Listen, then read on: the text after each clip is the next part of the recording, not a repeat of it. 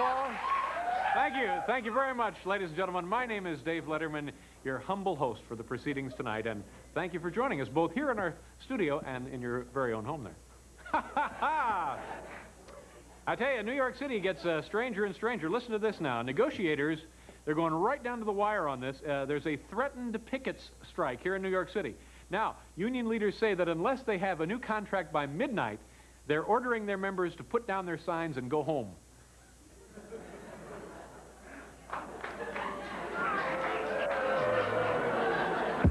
Yeah, it's on. It's on. A threatened pickets strike, you see? And unless the contract is signed, they're going to send the members home. They put down their signs.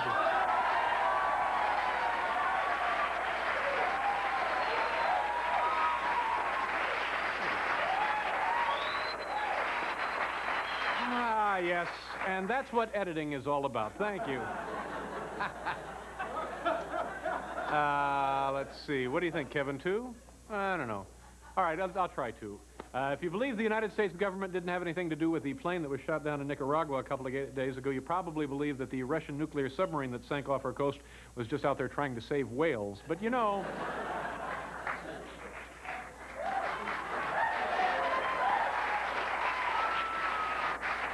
You know what we do here? Paul, what are you doing? It's making the sound of the ocean rushing across the... Well, we'll talk to Paul later. The city of New York says that it has a brilliant new transportation idea. They want to take 3 unused, now retired Staten Island ferry boats and convert them into much-needed jails. It's a new idea. They take a Staten Island ferry full of criminals, and that's a new idea? I'm sorry, I thought...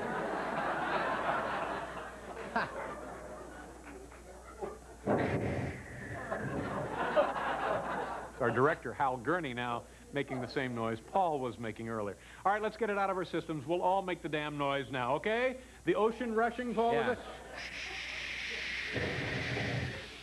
Okay. Big uproar here in New York over recent revelations that 9 city high schools have been providing contraceptives to students without telling their parents.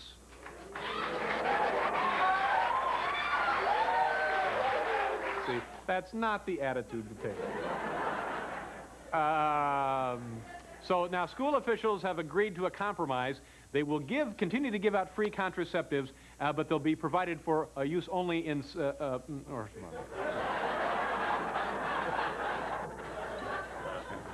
me see what I did wrong there exactly. So, school officials have agreed to a compromise. Here's where my mouth went south, right in there. Agreed to a compromise. Free contraceptives will... Follow along at home, by the way. Free contraceptives will be provided only for sex in the classroom. God bless you. Thank you very much. Thank you. You've made me a very, very happy man. Kids, we have a great show for you tonight, although I know it would be tough to prove so far, but we do. Put that back in your wallet, will you, Bill? We have a wonderfully funny and lovely woman. She is Tracy Ullman, a charming actress from Great Britain. She is here tonight, and a very funny young man, Jerry Seinfeld, will be with us on this program. Paul, anything you want to add before we roll on here? Just the sound of the... No, Paul. Okay, no, absolutely nothing. Now, why did you do that exactly? I don't know. Okay, all right. No, well, because there was kind of a silence, you know, after you told that one joke and stuff, and I thought, you know. So you thought you'd highlight it for me? Like maybe I didn't notice the silence. Well... You'd help call my attention to the dead air. No, that's not. Just what a pal, huh? You know, you don't want dead air. We both know from our radio experience. You fill it in. Kids, man's quest for knowledge has taken him from the center of the atom to the starry edges of the galaxy itself. Now, why this endless probing into the unknown? Well, I think it's because most of us have really screwed up personal lives. Whatever the reason, let's now explore some of the wonders of our universe in the Museum of Science. Is that the right music for the Museum of Science? I think that's the Hard to Believe Museum, isn't it?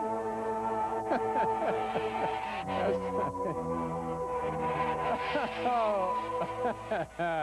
Thank you very much, Paul. Well, Here we are in the Museum of Science, just a short walk from where we were earlier. You know, recently physicists discovered a new fundamental force in nature more powerful than gravity or even magnetism. It's the attraction between actor Philip Michael Thomas and a mirror. Watch this. Here we have a photograph of the actor himself. We'll just turn it around. There's the mirror, and whoa, look at that. It's...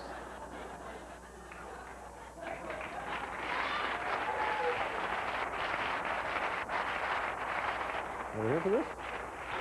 You know, until recently, the nanosecond was defined as the time it takes a beam of argon light to travel 1 meter. That's what we have right here. It's the shortest measurable unit of time. Since 1980, however, there has been a new official definition of the nanosecond. It's the time between the release of a new Dudley Moore film and the time and the time that the set collapses. The time between the release of a new Dudley Moore film and the time it's shown on airplanes. Did I turn it the wrong way? Is that what happened? Supposed to go? I turned it the wrong way? I did turn it the right way. Well, good.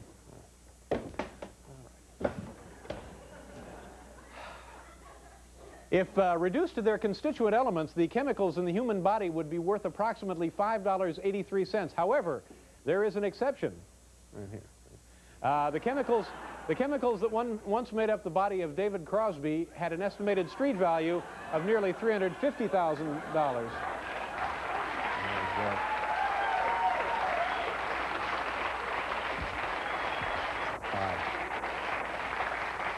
How do you do? Nice to see you. Hello, nice You're to in the see you. Museum of Science? No, I'm not here at all. I have nothing to do with the museum. I'm here giving out free samples of low-sodium Spam.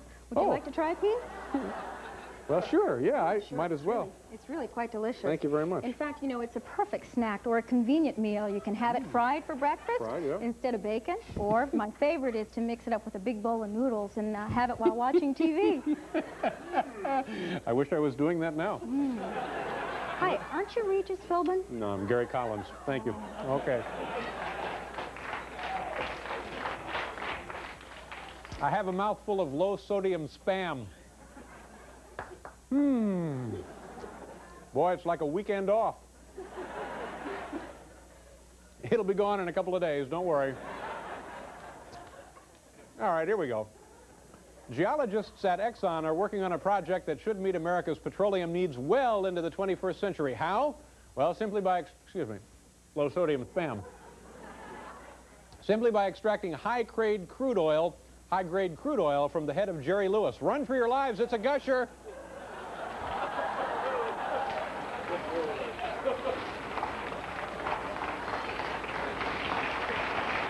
No, hold it. Okay. Don't get it. You want to get that on your Spam. You get oil on your Spam, you've got your hands full. Everyone understands the principles of jet propulsion, and we're all familiar with the way the Earth revolves on its axis. However, few people realize you can actually alter both of these with two simple devices. Thank you very much for the lab coat. I'll slip into this. By the way, anyone in the studio audience tonight wearing rayon probably want to turn away for a couple of moments while we do this for you. Now, I need this device over here. All right, let me just pick that up. Ladies and gentlemen, at this point in the Museum of Science, you were to see a phony NBC News bulletin featuring the nationally known newsman Bob Jameson. The purpose of this was to beef up what we all agreed was a lame piece of comedy. An hour before this telecast began taping, word was received in Studio 6A from the highest levels of NBC News that there could be no fake news bulletins or interruptions staged for comic purposes, even though we had done the exact same thing once before. This decision was made by Lawrence Grossman, president of the network's news division. We here at Late Night believe Mr. Grossman is the one man responsible for the fact that tonight's show isn't funnier. We can't ask that you write or phone him. If you ever pass him on the street, you might just say, "Hey, nice going, dork." We now return to the Museum of Science, already in progress.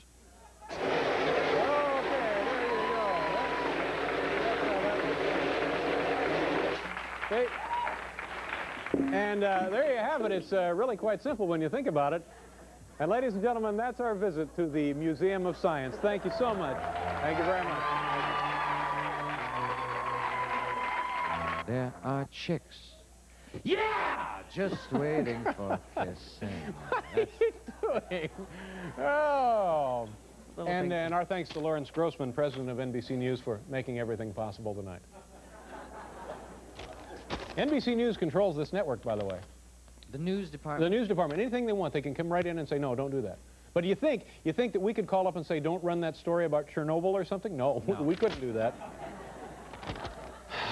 By the way, one other quick announcement. There's something wrong with the elevators here at 30 Rockefeller Plaza.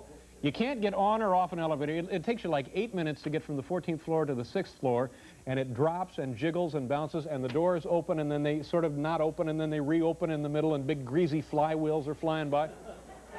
People are shrieking and gasping.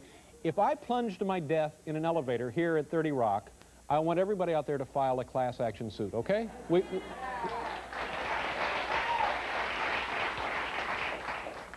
Have you noticed that to be true, Paul? Well, I don't come to the building too much. Oh, brother. And I guess when you do come here, you take the stairs up here to the 6th floor?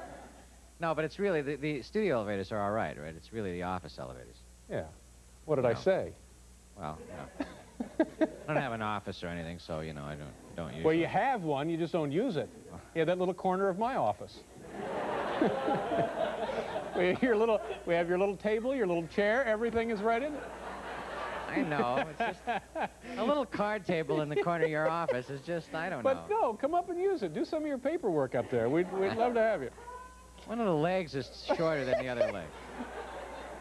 And it wobbles. No, it's fine. Our first, now, are you going to take it? I don't want to hold it because... Come on, you've got to change their diapers. No, we're not changing. No, we're not changing anything. Got them all No, here. don't. You've got to change the What is the diaper. baby's name? Mabel Ellen Hi, Mabel. McEwen. What a sweet-looking baby. She's lovely. gorgeous? Now, is this actually your baby or an actress? The Mabel McEwen, darling. Mama, Boy, Mama. she's sweet. Dada, Okay, Dada. Yes, you didn't know, did you? Okay. She's lovely. She's she is going lovely. to her nanny now. Oh, good. Something you all must have when you have a baby. Your very first baby girl. Often- Ladies and gentlemen, here's a good reminder. If you can't be with us tonight, be with us tomorrow night because we get a great show then as well. Listen to this lineup. Mr. Magician. That's his name? Mr. Magician won't be on tonight. Apparently, he's disappeared. He's vanished. We looked in the box and we couldn't find him, and he's gone. Nothing but dead birds inside, and no trace of Mr. Magician. So, instead of Mr. Magician tomorrow, Martin Mull, a very funny and talented man, will be with us. There's nothing wrong with tonight's show, all right? And also, this is going to be great, right, Paul? Eddie Money and Ronnie Spector tomorrow here on our program. See? Huh? That's right. Okay, now on to other pleasant matters. What changes can we look forward to in the world of television? Well, almost certainly there will be more Atlanta Braves games, but we can also expect to see more computer-generated TV personalities. Ladies and gentlemen, may I present our warm spit attempt to cash in on a trend, Larry Bud Headroom.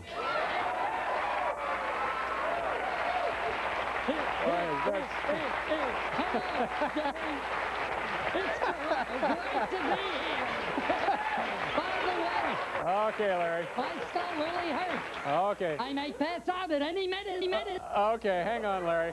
I have to make a couple of announcements here. First, accommodations for Mr. Bud Headroom have been provided by Manhattan Warehouse and Mini Storage in exchange for this promotional announcement. Second, Mr. Bud Headroom is available for church and social groups, though he tends to hang around afterwards and has to be told to leave. And finally, children who would like to sit on Mr. Bud Headroom's lap are seriously disturbed and should be given professional help as soon as possible. All right, go ahead, Larry. Hey, hello.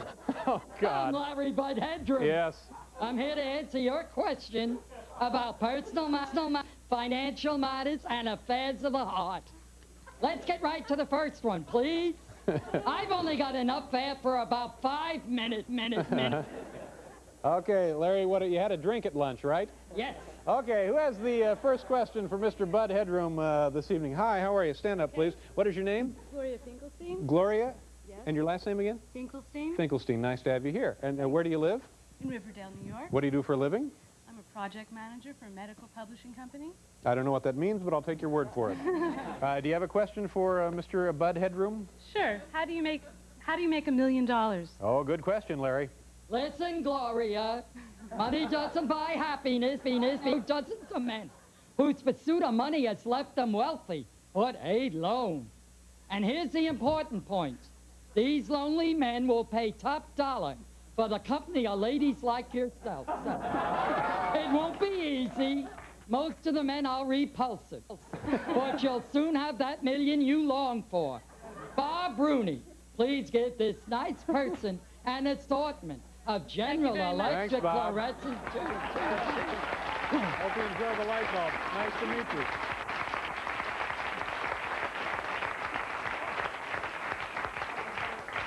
Larry, are you having trouble with your spine? Not really. I'm usually this way. Okay.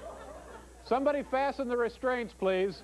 Who has the next question for Mr. Headroom? How do you do, sir? What is your name? Brandon Maxwell. Nice to see you, Brandon. What do you do for a living? Well, I'm a marketing research specialist at a major finance firm here in New York. Okay, great. And we're just about done shaking hands. What is your question for Mr. Headroom? Well, Mr. Headroom, when I was down in Rio de Janeiro with my brother Russell recently... oh, Russell, yeah. Drag Russell into this. He got me the tickets. Okay, you and Russell are in Rio. Yeah, right. And I noticed that the water swirls down the drain in the opposite direction than it does up here in New York. Yeah. Why is that, Mr. Headroom? Rio. A magic place where they dance the samba, eat bark, and worship monkeys as gods. Listen, pal, you're lucky. You got out of that hellhole before the heathens cut off your ears for ashtray and forced you to mate with jaguars. I know someone that happened to, but I can't mention his name. All right, it was Ted Koppel. Bob Rooney, please give this nice meeting you. Good luck, Brandon. Thanks for being here. Here's your General Electric fluorescent light bulb assortment. There we go. One more, quickly. Who has the last question? Hi, how are you? Nice to see you. What is your name? Andrea Giannetti. Where are you from, Andrea? I'm from Boston. Boston? I'm a student at Emerson College. Oh, nice to have you here. And you have a question for Mr. Headroom? Yeah, I'm having problems attending class, and I was wondering if you could give me some advice on how to motivate myself. Oh, good question. Emerson! You go to Emerson? Yeah. Why? I'm an old Emerson man. Can you still get those frosty tankards at the Rat Skeller? And do they still fill the pool with grain alcohol on Wednesday nights? And do kids still smash all the windows in the library just as soon as they're replaced? Boy, good old Emerson. By the way, they threw me out after 2 weeks. They'll probably do the same to you. Bob Rooney, please give this nice person an assortment of General Electric. There you go. Nice meeting you. Sorry you had to sit through that.